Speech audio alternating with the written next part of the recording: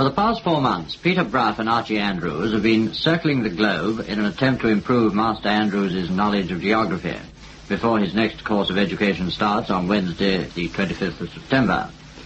Meanwhile, for the next half hour, and with the cooperation of the Australian Broadcasting Commission, we bring you, by way of a curtain raiser to the new series, a recording made before they left Sydney on their journey home.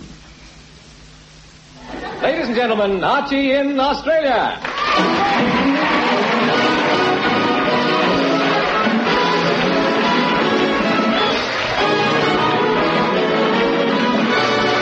Yes, it's the Archie Andrews Show with Reg Quartley, Reginald Goldsworthy, Betty Parker and Ray Barrett, Wendy Blacklock, June Sotter, and music from Britain's greatest harmonica player, Ronald Chesney.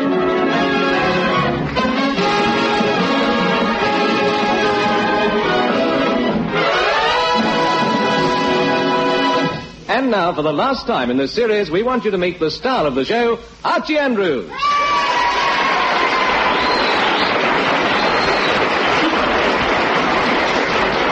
Oh, thank you. And so, folks, we come to the last in the series, Archie in Australia.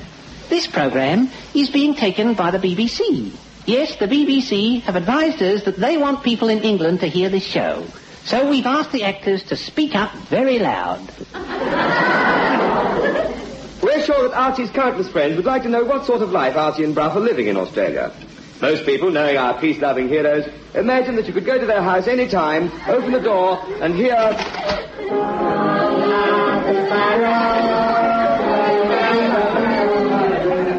Yes, that's what most people imagine, but how wrong they are. Now we'll take you in and show you what it's really like.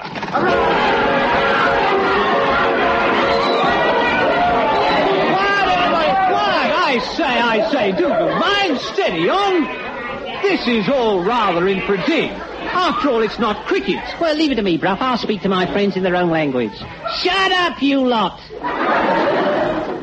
Ladies and gentlemen, my friends, as you all know, Archie and I will shortly be leaving you and returning to England. Mrs. Twistle, are you crying because Bruff's leaving? I'm still crying because he came. So we thought we'd invite you here to get your suggestions for a farewell party. Now, who's got any ideas? As Archie's Australian benefactor, Mr. Quartley, how about you? Well, I know. Let's have 5,000 bottles of beer and a sausage roll. Oh, no fear. Who's going to eat all that food? I say, how about a barbecue on the beach? No, thank you. Not after the last one you organised, my boy. Oh, the steak was all salty and soggy. Well, how was I to know the tide would come in? I'm not sold on this idea of a barbecue. Now, why don't we have the party indoors? No fair. Last time someone poured a glass of beer in one end of the piano, a glass of lemonade in the other, and then I pressed middle C and got an eyeful of sandy. That was a night, that was. Remember, Archie? We went out and collected all those traffic signs. Yes, we brought them all home. We put a go slow on the sofa, a tow away area sign in Bruff's bedroom, and a no parking notice in the bathroom. And do you remember that beautiful girl I brought along? Beautiful girl. Mr. Quartley, listen to this. I got a surprise when you walked in with her, didn't you? So did I, yes. With my mother. Now, what about this party? Now, where's Ronald Chesney? Now, he's the boy with ideas. Well, he's over in that corner with his girlfriend of his. I'll go over and get him. By gad, Merle, old girl. Though I say it myself, you're an extremely attractive little filly. Would come closer? Oh, I say, by gad, you're an extremely attractive little filly. Oh, listen to this. Oh, dear. I say, Merle, old thing, I have a spiffing idea. Let's osculate. Well, what thought we just start off with a kiss? Oh, by jolly jingo, I'm going to hate myself in the morning. I say, you are a thing, aren't you, eh? Oh, you know, this is the first time I've ever been kissed by a harmonica player. Oh, what suction. Hey, look, do you think I could have me fillings back? Oh, I say, Merle, do come back to England with me. I think you're terribly, terribly nice. If you could come to my country estate, there'll be just the two of us. The two of them? Careful, Merle. He's got a wife and 3 kids. Hello? Yeah. What? Oh, thank you. Sorry, 4 kids. Scoff not, Archibald. and cease this frivolity. Run away. But I want to watch. Archie, you are trying. Yeah, so are you. Archie, come over here. Now, about this party, my boy, I've been giving it some thought, and I've decided that before we plan what type of party we're going to give, we must first work out how many people we're going to invite. Make a list. Now, I must ask all the people who've been kind to us. Now, have you kept a note of all the people who've given me free meals? I had about 100 last week. Oh, now, just a minute. You could only eat about 20 meals in a week. I know, he sent food parcels back to England. Scrounger. But I did some reciprocal entertaining. Didn't you have a meal at my place the other night, Mr. Courtley? Yes, a lovely meal. Very reasonable, too. Only 12 and 6. Well, we'll have to invite all the people in our radio show. What so we all get real hip? I'll bring round some records and you got a record player. Record player, 33, 45, or 78? Oh, I don't care how old he is, as long as he can play records. Well, now, look. Leave it to me to organise the programme. Yes, we'll have a bright, friendly party and finish up with a nice little playlet to entertain the guests. Yes, we'll hire a hall, we'll have plenty of good food, some entertainment, and we must have some music. Oh, well, perhaps Ronald Chesney could provide that. Oh, yes, we must have old Chesney play, as this is a very important occasion. You know, since he's been in Australia, he's done a lot of good work in public. Done a lot of good work in private, too, Dad. And tell me, what public work has he done, Archie? Oh, he's done a lot for the immigration scheme, you know. The ships are full up. Really? Yes, since he's been playing in Australia, 10,000 people have left for England. Odds bodkin.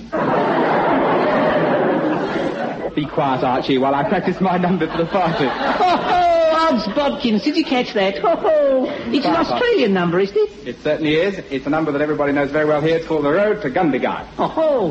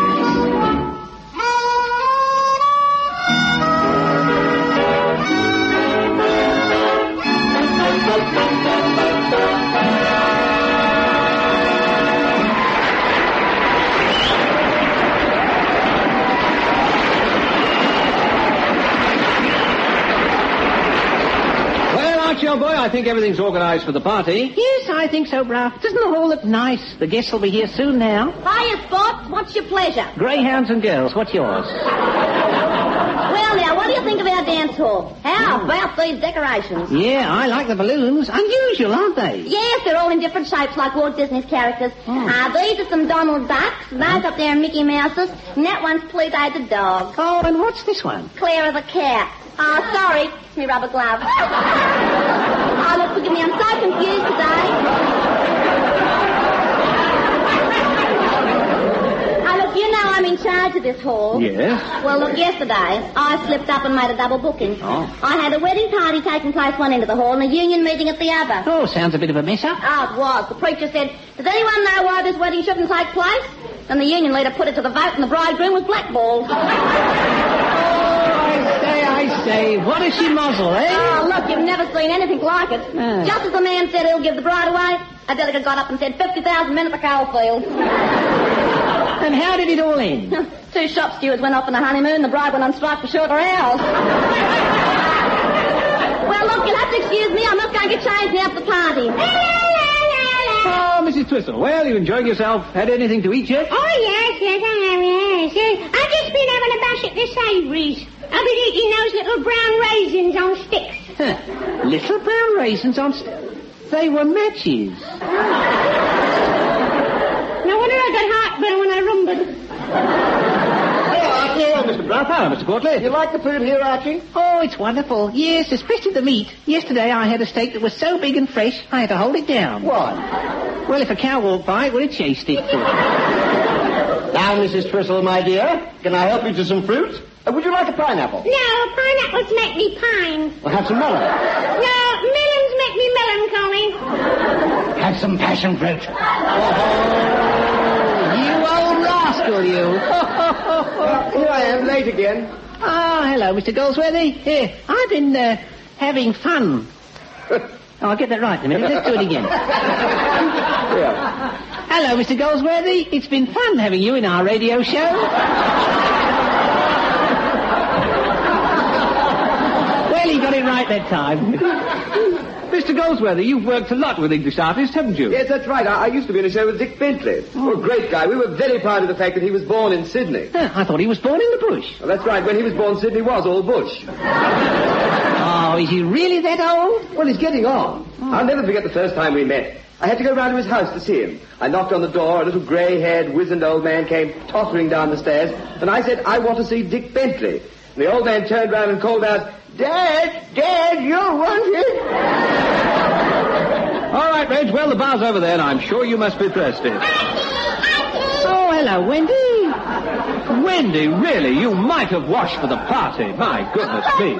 We haven't got a bathroom in our house. Well, then what do you do when you need a bath? Keep away from people. Yeah, I say, Wendy, look who's just arrived. It's Betty Parker. Oh, doesn't she look great? I look lovely. Look at my lips. Haven't you noticed they're made up tonight? They look a bit blotchy. Oh, yes. I didn't have any lipstick, so I went out and kissed a pillar box labelled wet paint. Archie, do you like the perfume I'm wearing? Oh, Betty, yes. What's it called? Passion on Saturday evening. Smells more like putrid on Sunday morning. Now, Wendy, please, remember the party spirit. Look, why don't you suggest something that Betty could drink? Oh, yes, I know the very thing. Oh, can you get it? Not without signing the poison book. Oh, don't mind her. You don't seem to like me anymore. Oh, Wendy, how can you say that? After all, I think you've got something that Betty hasn't. Oh, really? What is it? Spots. Oh, that does it. I'm going off to find someone else to talk to. See you later, Arch. Yeah, just a minute. My name's Archie, not Arch. But out here we always give people nicknames. Yes, so I've noticed. That's right, Archie. If your name is John, they call you Jack. If your name is Maxwell, they call you Mac.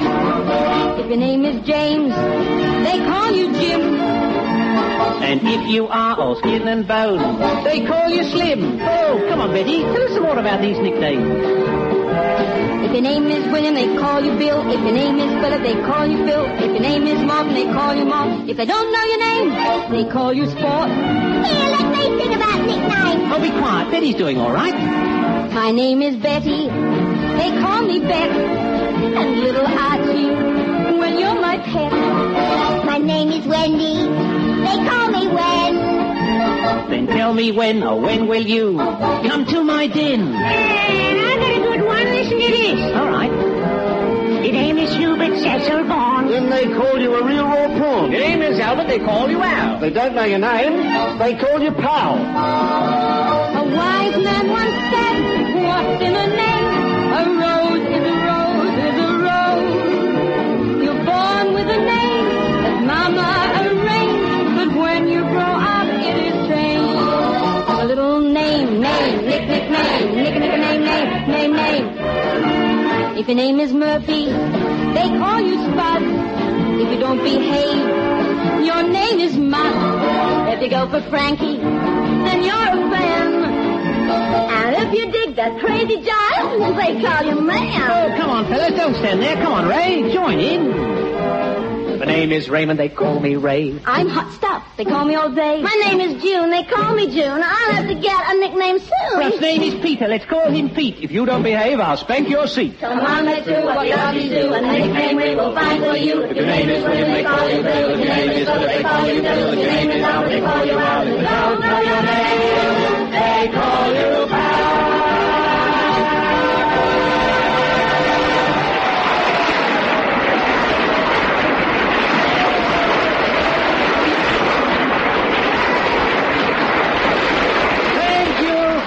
Thank you. Now, folks, take your places and settle down.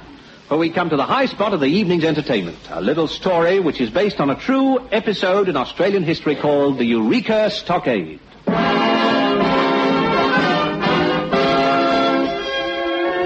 This is a story dealing with the basic desires of all men.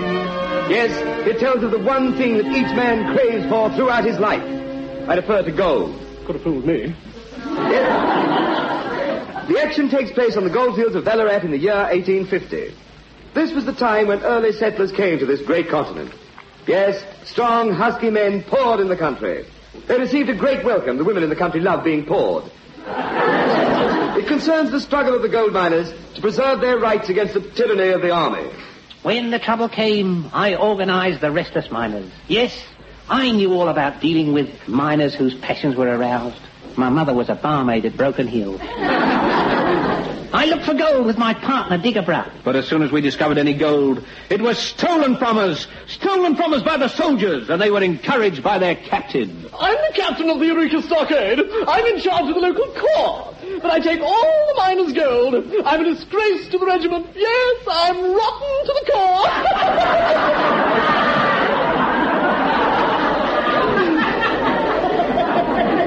Things were so bad on the goldfields that I sent Archie into town to hire a bodyguard. And so this young, tough, devil-may-care prospector rides down the main street.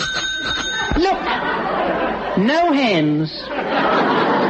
Dismounting, he strides into the saloon bar, an enchanting place. It's called the Gin Guzzle. Oh, I'm sorry, that's the name of the band playing there, Jim Gussie. Out of the way there, fellas. Make way for Digger Archie. Come on. Let's have a drink. Barman, come here. Yes, sir. Give me a glass of milk. Milk? I thought you were tough. I am. Put it in a dirty glass. Hey, Sport, how are you and your partner getting on with your prospecting? Found any gold? Plenty. Trouble is, the soldiers from the stockade keep coming and taking it off us. The soldiers? Yeah, the whole regiment.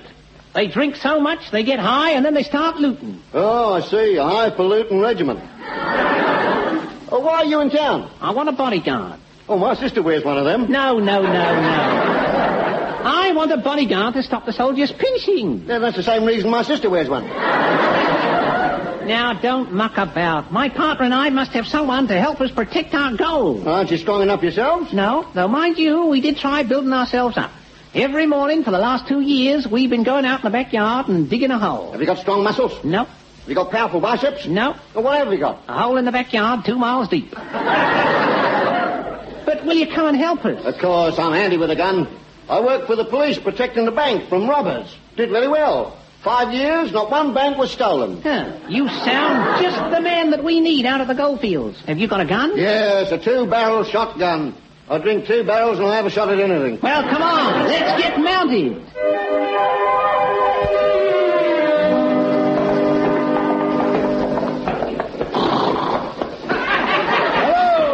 Hello there, Archie. So you brought someone to help us, eh? You there. Have you any experience in fighting? I certainly have been in the army myself. Ah, did you do much fighting? Well, not exactly. The army decided that the best way I could serve my country was to go behind enemy lines. Oh, they wanted you to become a saboteur. No, prisoner of war. Hey, I'm hungry after that ride. What do you do for food round here? Never mind about food. Come on, those soldiers from the stockade are out looting again.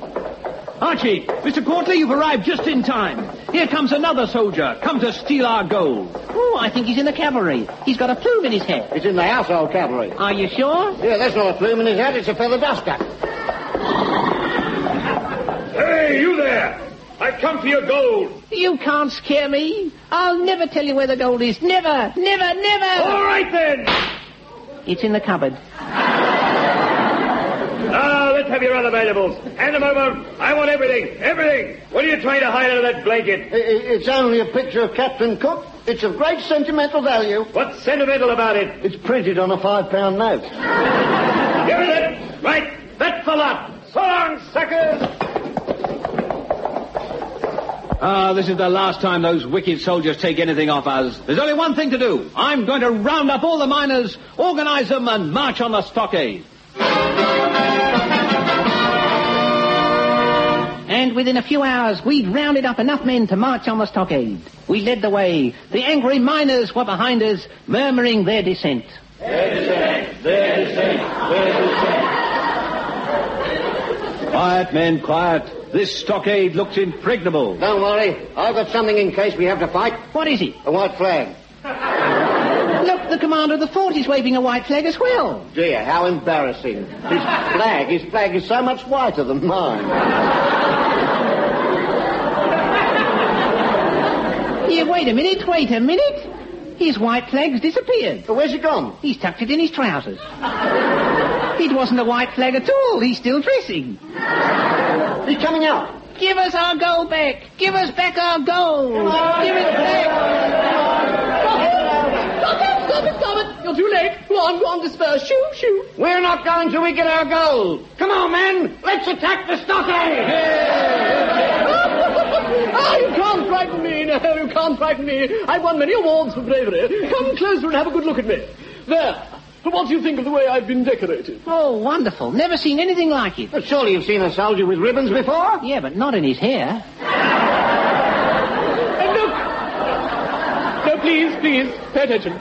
Look at those other ribbons. The green one's for courage, the red one's for valor. What's the pink one for? There's a hole in my tunic. It's my shoulder strap. And this one here is me wound stripe. Well, who wounded you? My CO. He pricked me when he pinned on the other medal's old butterfingers. Well, now, are you going to give us back our gold? No, I jolly well won't, so there. And don't start any fighting, you won't win. Oh, you've got your white flag out already. Not my white flag. It's my shirt tail. I still haven't finished dressing. Then this means war. Now, put down that gun, son. Get back to your fort, sport. Come on, men. Form up and stand by your arms. Trumpeter, sound the charge. You fool, that's the retreat. I know. I had my music back to front. Look out! They're opening fire from the stockade. Watch it, look out! Take care. Here comes a salvo. Oh, what shall we do? Grab our tambourines and join in the chorus.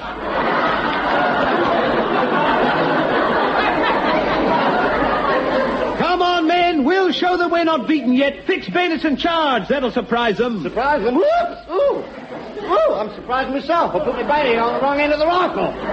Hurry, men. Charge! We must overcome this resistance, otherwise the common working men will be suppressed forever. Someone has got to sacrifice themselves. See those sticks of dynamite? Someone must strap the dynamite around themselves, rush through the enemy fire, and hurl it at the gates of the stockade. Here, give that dynamite to me. Good man, Quartley. Here you are. Thank you. Now, Archie, stand still while I strap them on you. Oh, land it again. Oh, never mind. I'll do it. But tell me, after I've set off the dynamite, will you pin a medal on my chest? Certainly, son. The moment it comes down. So off we go, and the best of luck. All right. Look at that. What a brave lad. Look at that, fighting his way through. Yes, he is indeed a brave lad. Yes, he's reached the stockade. He's taken off the dynamite, and there it goes. And we've won. The soldiers are laying down their arms. The captain's waving the white flag. Archie, my boy, thank goodness you're back. That dynamite did the trick. Yes, bruv, but not the way you think. That's not the white flag. It's the captain's shirt tail. The explosion blew off his trousers.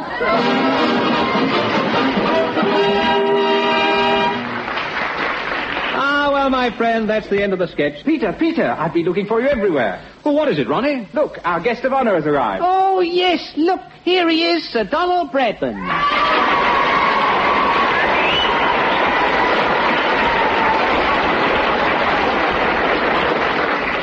Hello, Peter. Hello, Archie, my boy. It's very nice to be at your party. Very nice of you to come, Don. But after that wonderful weekend you gave us at your home in Adelaide, we thought no farewell party of ours would be right without your presence to set the seal on it. Thank you. Well, Archie, have you enjoyed your visit to my country? Sir Donald, it's been one of the greatest experiences of my life, and an experience that I wouldn't have missed for the world, especially seeing your beautiful girls. I say, Sir Don, would you give me a few tips on the old leg glass? Yes, but mine would be with willow, and not with nylon, my boy. But joking apart, this really is a great place, especially for young people. Yes, Archie. And I'd like you to tell all the young people back home of the wonderful opportunities that exist here in Australia, particularly for young families wishing to emigrate. This great continent is full of opportunities in every walk of life, and for anyone wishing to put their shoulder to the wheel, they can create a wonderful future for themselves. Well, thank you very much, Sir Donald. We'll tell everybody when we get home, Archie. And, Don, we hope to be seeing you in England before very long. Goodbye, and a safe journey back to England.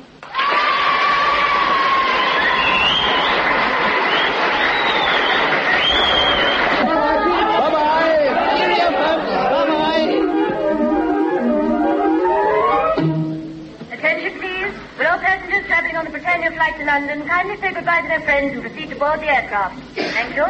Well, Archie, my boy, this is it.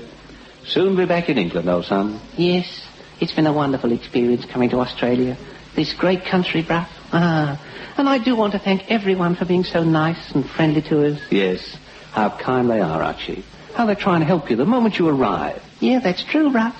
So remember that if someone seems to need a helping hand, or if someone wants a friend to understand, then let him see that he can depend on you to be a good companion, just like me. Be a good companion, and you'll see that you'll have good companions too.